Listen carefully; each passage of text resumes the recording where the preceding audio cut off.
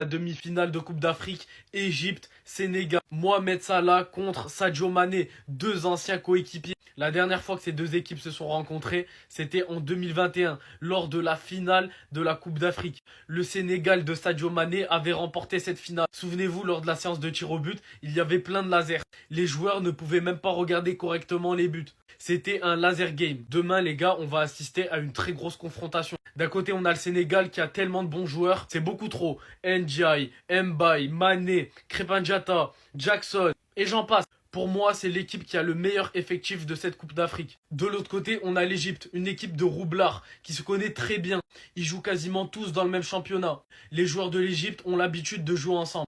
Collectivement, l'Égypte, c'est très très fort. En plus de ça, leur équipe est portée par Mohamed Salah et Omar Marmouche, un duo qui fait énormément de dégâts. Mohamed Salah a absolument envie de bien terminer sa carrière, de remporter un titre avec l'Égypte et de reprendre sa revanche. Demain, on va assister à un match de très haut niveau. Le Sénégal est favori, mais attention à l'Égypte qui va potentiellement poser des problèmes au Sénégal. N'hésitez pas à me donner vos pronostics en commentaire, les gars. S'il vous plaît, parlons du corps arbitral de la demi-finale qui va opposer le Sénégal à l'Égypte demain. En vrai, tout ce qui est VAR, assistant, tout ça, on peut laisser tomber en vrai. Mais parlons de ce grand monsieur. Enfin, ce grand monsieur, non. Il est peut-être juste grand en taille, mais rien de plus. Monsieur Pierre Ghislain Acho. En fait, lui, on sait pas. Parce que autant il peut faire une bonne prestation, autant il peut tuer le match. Parce que c'est vrai qu'il a aussi été beaucoup, et beaucoup, il a été au cœur de plein de polémiques pendant cette CAN sur l'arbitrage. C'est vrai qu'il a beaucoup fait débat, mais bon, on va lui laisser le bénéfice du doute. N'oublions pas aussi que ce même arbitre, il avait officié le match Côte d'Ivoire-Sénégal lors de la Coupe d'Afrique des Nations 2023. Là où, comme vous l'avez vu, il avait mis un carton jaune à M. Sadio Mané, qui devait même prendre un rouge, mais il l'a épargné. C'est vrai que sur ce match, il avait zaillé l'arbitre, mais bon. Dans tous les cas, vous me direz, c'est pas un arbitre qui fait le jeu dans un match. Mais en tout cas, moi je vous dis à surveiller, parce que elle est tellement douteuse en termes d'arbitrage, cette CAN, que à surveiller. Les gars, je pense que le Sénégal va se qualifier en finale de cette CAN. Pour moi, on a tous les ingrédients pour les battre. On a un bon gardien, Edouard Mendy, on peut compter sur lui. Il monte en puissance dans cette compétition. On a une défense solide avec les latéraux comme Krépin Diatta et Malick Diouf qui sont très bons. Charnière centrale, on sait déjà que c'est très très fort. Au milieu de terrain, on a vraiment du choix. Pour moi, je vous dis la vérité, je pense qu'il va mettre Pape Matar Sarr. Voilà, pour perturber un peu le milieu de terrain égyptien. Ça peut être une bonne option parce que voilà, je pense qu'il va être revanchard. Il va tout faire pour faire un gros match. Et surtout en attaque, ça serait bien de mettre Nicolas Jackson. Parce que lui, il va créer des espaces, il va décrocher dans le jeu. On sait que l'Égypte, il joue très bas. Du coup, si tu mets Nicolas Jackson, il crée les espaces. Ça va permettre à Sadio Mané et Iliman Ndiaye d'avoir des 1 contre 1. Et là, je pense qu'on pourrait être très, très dangereux face à l'Égypte. Et après, il faut compter qu'on a du gros turnover, que ce soit en attaque avec Ibrahim Baye. Au milieu de terrain, on a tout ce qu'il faut. Même en défense, s'il y a un souci, on a tout ce qu'il faut. Pour moi, le Sénégal est en mode diesel. Attention l'Égypte, les gars. Attention à l'Égypte. Parce que le Sénégal arrive. Et surtout, c'est pas vous qui allez nous empêcher d'aller en finale. Je vous dis la vérité. Du coup, les gars, soyez prêts demain. Sénégal rec. Place pour la finale de la Coupe d'Afrique des Nations en affrontant un adversaire redoutable qui a remporté la Coupe d'Afrique à 7 reprises, mais que nous avons réussi à battre 2 fois d'affilée dans un passé récent. Je parle bien évidemment de l'Égypte. Face à cette situation et à la préparation de cette bataille, bien évidemment, je ressens la tenue de guerre, lunettes noires, drapeau, camis, chapelet. Pour cette veille de match, j'ai tenu à rappeler que malgré que l'Égypte soit un ogre du continent avec ses 7 étoiles, le Sénégal a réussi à les battre dans un passé récent 2 fois d'affilée. Mais demain, quand les joueurs arriveront sur le terrain, et je pense qu'ils en sont conscients, il faudra oublier ce passé-là. Ok, on les a battus 2 fois, mais demain, quand le match commencera à 17 h, ce sera 0-0. Pendant toute la compétition, malgré les victoires, nous, supporters sénégalais, à la fin, on faisait des débriefs où on disait la victoire a été poussive, il y a eu des lacunes, etc. Mais moi, les gars, je vous dis très clairement les choses. Là, on est en demi-finale. Pour obtenir logiquement une place en finale, je m'en fous maintenant de bien jouer ou pas. Tout ce que je veux, c'est qu'à la fin des 90 minutes, je déverrouille mon téléphone et je vois le Sénégal est qualifié en finale. Malgré le fait que je ne compte plus sur le fait que le Sénégal puisse produire un beau jeu et gagner de manière convaincante, je pense malgré tout que le Sénégal est une équipe qui s'adapte énormément aux adversaires. Et que demain, quand ils vont affronter l'Égypte 7 étoiles, ils vont adapter leur jeu et ils vont mieux jouer que d'habitude. Autre chose aussi qui fait que selon moi, nous ne devons pas prendre en compte les victoires récentes contre eux, c'est que les deux équipes ont changé. Si on prend par exemple le cas du Sénégal, auparavant, nous avions une philosophie défensive, un 4-3-3 où on se présentait avec 3 milieux défensifs, c'est-à-dire qu'ils ne nous aidaient pas vraiment à la création d'action. Que ce soit la création ou la finition, on confiait ça à nos individualités devant. Surtout le mec que vous voyez derrière moi qui est Sadio Mané. Alors qu'aujourd'hui, avec la désignation de notre nouveau sélectionneur Pape Thiaw, le Sénégal est une équipe offensive. Nous retrouvons encore aujourd'hui le 4-3-3 que nous avons eu sous Aliou Cissé. Seule différence, c'est qu'aujourd'hui, notre milieu de terrain n'est pas composé uniquement de milieux très défensifs, c'est-à-dire des profils 6. Mais comme je vous ai dit, l'Égypte aussi a changé. Auparavant, sous Carlos Queiroz, on faisait face à une équipe qui était très défensive. Limite, il voulait te pousser à aller aux prolongations et aux pénaltys, exercice qu'il a réussi et que le Sénégal a réussi à contrer. Mais auparavant, dans cette équipe-là défensive, ils avaient des fortes individualités. Je pense notamment à El Neni, qui était un très bon milieu défensif, ou aussi à Hegazi. Donc si on fait un état des lieux actuel, le Sénégal, qui était auparavant une équipe défensive, est devenu une équipe offensive. Tandis que l'Égypte, qui était auparavant aussi une équipe défensive, est devenue pas une équipe offensive, mais une équipe équilibrée. Mais maintenant, si on s'intéresse plus à l'aspect tactique, si je devais donner mes clés pour permettre au Sénégal demain d'accéder, Inch'Allah, à une place en finale de la Coupe d'Afrique des Nations, je dirais qu'il y en a 3. La première, vous la connaissez tous, c'est l'efficacité devant les cages. Deuxièmement, éviter les erreurs défensives. Éviter les erreurs qu'on a pu faire plus tôt dans la compétition. Et troisièmement, empêcher les transitions rapides de l'Égypte. Afin de faire en sorte que demain, nous puissions avoir la victoire, voici l'effectif pour lequel j'ai opté. C'est du classique, sauf qu'il y a un changement. Si on reprend un par un, tout d'abord, j'ai dit l'efficacité. L'efficacité, Nicolas Jackson, les débats, on les connaît très bien. Mais moi, je le remets titulaire parce que c'est l'attaquant qui met dans les meilleures conditions nos potentiels buteurs. Comme je vous l'ai dit, le Sénégal, depuis des années, nos buteurs, ce ne sont pas les numéros 9. Ce sont les milieux de terrain et les ailiers. De ce fait, lui, même si demain je souhaite qu'il fasse un grand match et qu'au fond de moi je me dis que demain il va faire un bon match, je ne compte pas sur lui pour marquer. Mais moi je veux un profil qui va faire en sorte que mes potentiels buteurs soient dans les meilleures conditions. Deuxièmement, j'ai dit éviter les erreurs défensives. Et là, c'est tout d'abord Koulibaly à qui je veux m'adresser. Kalidou, depuis ton arrivée en sélection, on a une confiance aveugle en toi parce que tout simplement tu es beaucoup trop fort. Dès qu'on te voyait sur la compo, on se disait on est serein parce que tu nous apportais sérénité. Mais force est de constater que depuis le début de la compétition, Kalidou, tu nous fais peur. Tu nous fais peur, Kalidou. Et demain, quand on va affronter Marmouche, tes erreurs que tu as fait contre le Mali là pour Sinayoko, si tu refais pareil, c'est fini pour nous. On a tous regardé le match contre la Côte d'Ivoire. La Côte d'Ivoire a dominé l'Égypte. Ils ont dominé l'Égypte dans le jeu. Sauf que qu'est-ce qui s'est passé? Au bout de 3 minutes, ils ont fait une erreur défensive. Et Marmouche, il ne faut pas 4 actions pour marquer. Une action, c'est but. Et le pire scénario pour demain, c'est qu'on se mange un but en premier comme la Côte d'Ivoire a pu le faire. Parce que ceux qui suivent l'Égypte depuis des années savent.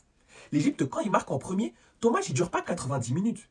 Il dure entre 65 et 70 max. Parce qu'entre-temps, ils vont faire rentrer des profils plus défensifs. Et 2, ils vont tenter de hacher le jeu en simulant le plus possible pour avoir le plus de fautes. Et le troisième point que je vous ai dit, c'est éviter que l'Égypte fasse des transitions rapides. Et ça, c'est un peu lié au deuxième point des tâches défensives. C'est pour ça que là, j'ai opté pour Lamine Camara et pas Habib Diarra. Habib Diarra, vous savez très bien, c'est mon chouchou. Moi, si je peux le placer titulaire à chaque fois, je le place titulaire parce qu'il a énormément de talent. Mais selon moi, Habib Diarra va rentrer un peu plus tard dans le match. Parce que je ne sais pas si vous avez remarqué, mais contre la Côte d'Ivoire, les joueurs égyptiens, ils font énormément d'efforts. Que ce soit pour l'aspect défensif, mais aussi pour leur transition rapide. Les transitions rapides, ça demande beaucoup d'énergie. Ça fait que les joueurs égyptiens, dès la 80e minute, 70e même, ils commencent à être fatigués, à avoir des crampes, etc. Et moi, je pense que c'est le moment le plus judicieux pour que Habib Diarra rentre. Parce que comme ça, là, il va nous ramener le surnombre offensif quand eux, ils vont commencer à être fatigués. Et là, il pourra être dangereux. Mais dans le moment du début du match où eux, ils vont être tout frais et qu'ils vont chercher à faire leur transition rapide et à tenter de nous mettre des buts, moi, je veux Lamine Camara pour avoir un triangle au milieu de terrain qui va empêcher cette transition rapide-là. Lamine Camara, demain, ce que j'attends de lui, c'est que surtout, il prenne le joueur Achour. Achour, pour ceux qui ne le connaissent pas, actuellement, il joue numéro 10 avec l'Égypte. C'est lui le trait d'union entre le duo en attaque Marmouche-Salah et les milieux défensifs. Demain, Lamine Camara doit être sur lui. Il doit me le prendre et empêcher qu'il communique avec les deux de devant. Si on a ça, on s'empêche déjà un gros truc, c'est que Salah et Marmouche ne seront pas dangereux. Ils devraient redescendre beaucoup plus bas pour aider leur effectif. Et au bout de 60 minutes, 70 minutes, ils vont être fatigués. On sait que demain, Marmouche sera la très grande menace pour le Sénégal, du fait de ses capacités, de sa rapidité, de sa finition. Mais Salah aussi, il faudra faire très attention. Et pour ça, je compte sur Gana Gueye, Malick Diouf et Pape Gueye pour faire un boulot incroyable pour bloquer Salah. Salah, vous allez me dire, Memous c'est un ailier droit, donc normalement c'est un contrat contre Malick Diouf. Non. Salah, depuis le début de la compétition, il joue très excentré, il joue très axial. Il a retravaillé son jeu, il a vu son jeu d'une autre manière. Maintenant, c'est plus un playmaker. Ça veut dire que c'est en réalité le duo Malick Diouf et Gana Gueye qui devra serrer Salah pour que demain, il ne fasse rien et qu'il soit muet. Donc demain, même si on sait qu'il y a des joueurs qui peuvent être passibles d'une suspension pour la finale parce qu'ils ont des cartons jaunes, demain, il ne faut pas faire de calcul. Pour les tâches défensives, pas faire de calcul. Si demain, Allah nous permet d'avoir un contexte favorable, c'est-à-dire qu'on mène 2-0 ou quoi, dans ce cas-là, le coach Pape Thiaw doit sortir les joueurs passibles d'une suspension pour faire rentrer des joueurs qui n'ont rien. Mais si demain le match est corsé, on ne doit pas faire de calcul. On n'est pas encore en finale, donc on ne commence pas les calculs. Donc tout d'abord, confiance totale au coach et aux joueurs. Je sais qu'ils sont conscients de l'enjeu de demain et qui seront focus. Mais comme je vous ai dit, si demain, on est réaliste devant les cages, que demain, on évite les erreurs défensives, et que demain, on empêche l'Égypte de faire ses transitions rapides, Inch'Allah, par la grâce de Dieu, demain soir, nous pourrons dire le Sénégal est en finale de la Coupe d'Afrique des Nations 2025.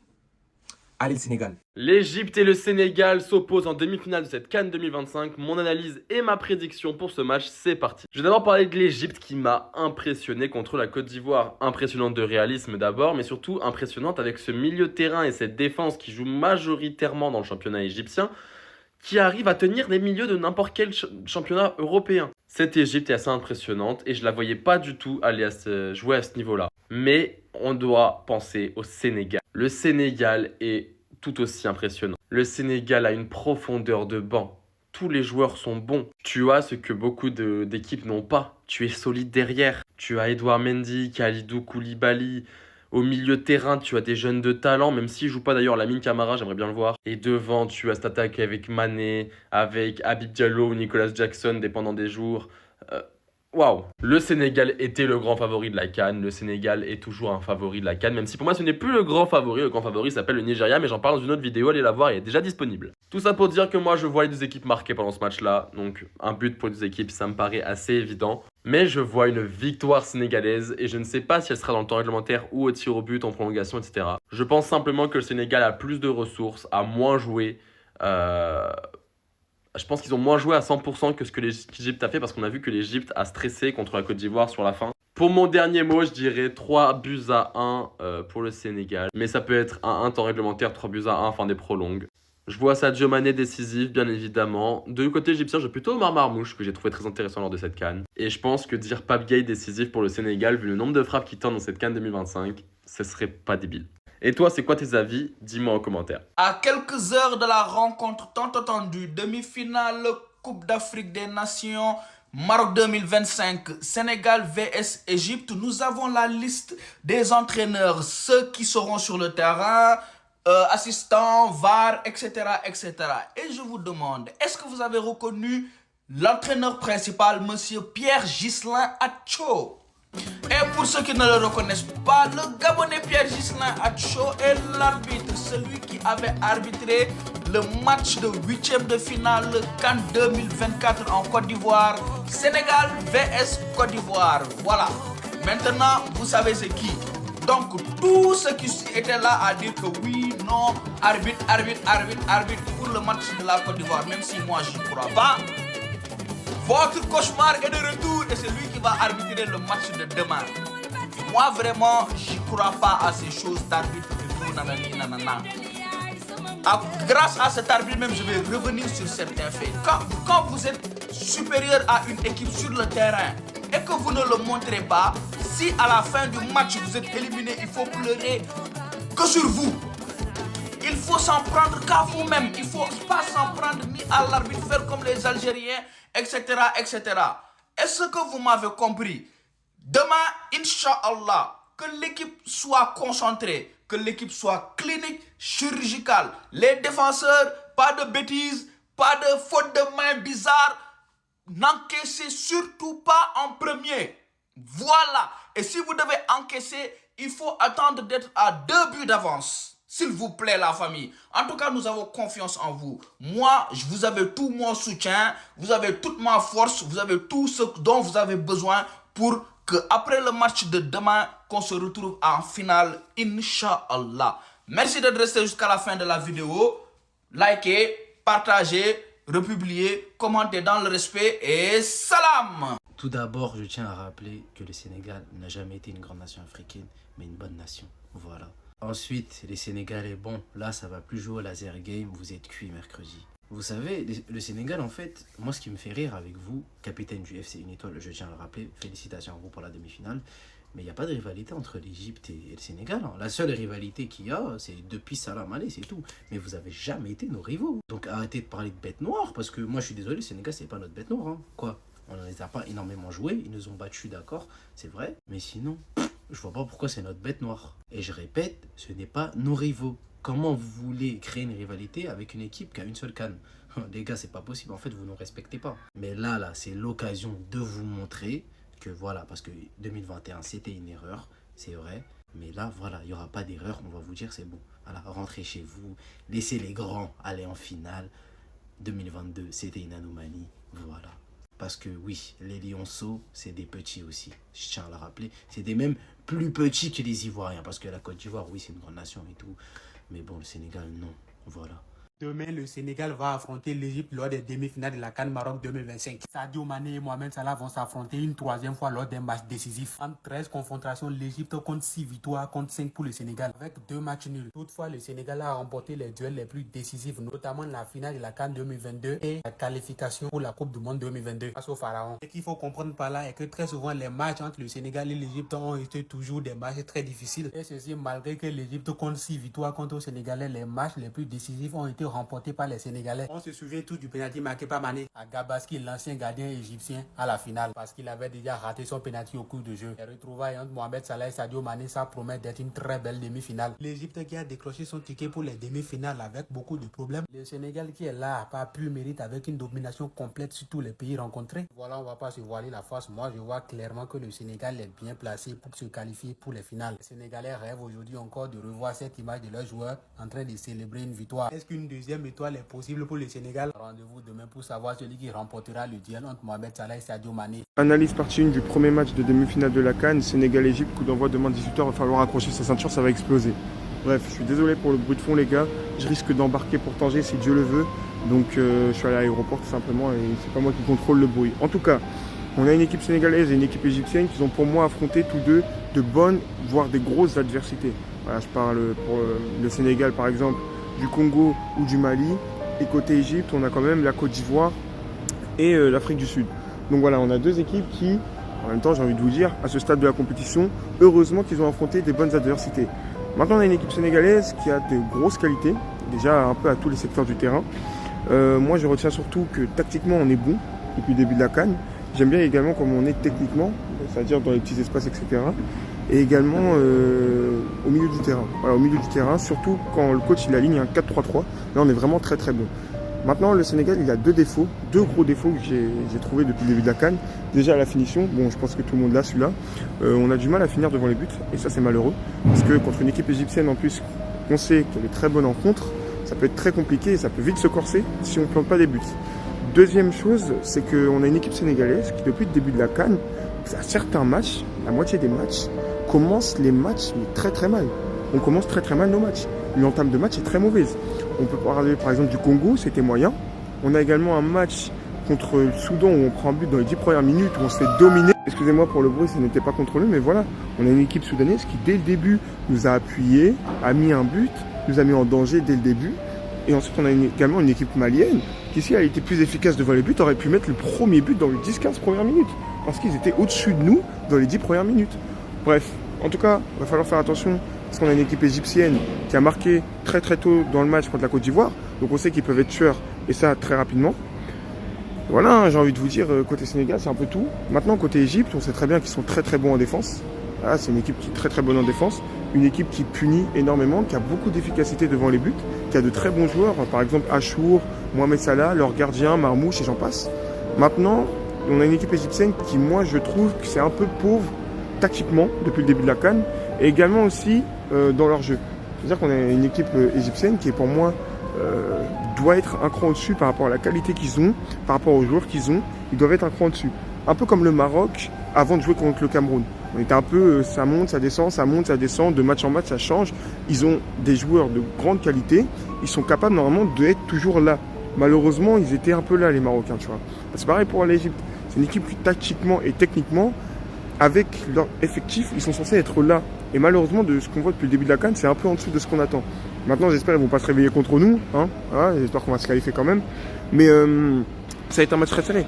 Ça va être un match très serré. Et moi, si je vois une équipe gagner, ça sera le Sénégal. Pour moi, on va se qualifier. Maintenant, je ne sais pas comment, je ne sais pas quand. Pour moi, on va se qualifier. On a la qualité pour, en tout cas. Mais il va falloir faire très attention. Il va falloir faire très attention parce qu'on a une équipe égyptienne qui est très bonne en contre, qui peut très rapidement nous punir. Et surtout qu'il y a des joueurs de très grande qualité. Voilà. Donc, à voir, on verra demain. En tout cas, si Dieu le veut, je serai sur place. Je vous demande de prier pour moi, pour que le voyage se passe bien. On s'attrape demain si Dieu le veut, les gars. Et voilà, hein. J'ai rien à dire à part abonnez-vous les frères, likez, commentez, donnez vos avis, etc. Je dis tout, je réponds à tous les frères. Donc voilà, hein. On s'attrape plus tard. Donnez vos avis en commentaire. Vraiment, il va falloir arrêter avec cette mentalité qui vise à penser que qui dit CAN dit compétition de la fitna. Et pourquoi je dis ça? Parce que concernant le match qui va opposer l'Égypte au Sénégal, en fait, le constat, il est très simple. Et le débat, en vrai de vrai, il n'a même pas lieu d'être. D'un côté, tu as l'Égypte, sélection la plus titrée d'Afrique, la meilleure sélection en termes d'histoire en Afrique, et j'en passe. De l'autre côté, tu as le Sénégal, une très bonne équipe, il ne faut pas se mentir. Mais à part ça, est-ce qu'ils ont une histoire? Ils n'ont pas d'histoire. Et franchement, dites de moi ce que vous voulez, critiquez-moi comme vous voulez, dites de mes paroles ce que vous voulez, mais au bout d'un moment, ce que je dis, c'est la vérité et la stricte et pure vérité. Parce que oui, certes, le Sénégal, c'est une très bonne équipe, mais c'est pas une grosse équipe. Parce que quand tu parles de grosse équipe, tu parles d'un palmarès qu'ils ont eu. Est-ce qu'ils ont eu un gros palmarès? Non. Comparé à l'Égypte? Non, pas du tout. Et pourtant, c'est une très bonne équipe. Et oui, il faut le souligner, il faut le dire. Dernière chose, ça parle de rivalité entre l'Égypte et le Sénégal. Mais au bout d'un moment, arrêtez de parler de rivalité quand il n'y en a pas. Parce que s'il y a bien des rivalités, c'est entre les joueurs en eux-mêmes. Mohamed Salah, Sadio Mané, ils ont joué ensemble à Liverpool. Ça va être une grosse rivalité et ça en a toujours été une. Vous ne pouvez pas parler de rivalité entre deux équipes qui n'ont pas la même histoire, qui n'ont pas le même palmarès. Tu peux parler de rivalité quand tu parles entre l'Égypte et le Cameroun, entre l'Égypte et le Ghana. Ok, mais Égypte, Sénégal, il n'y a jamais de rivalité et moi je vous le dis.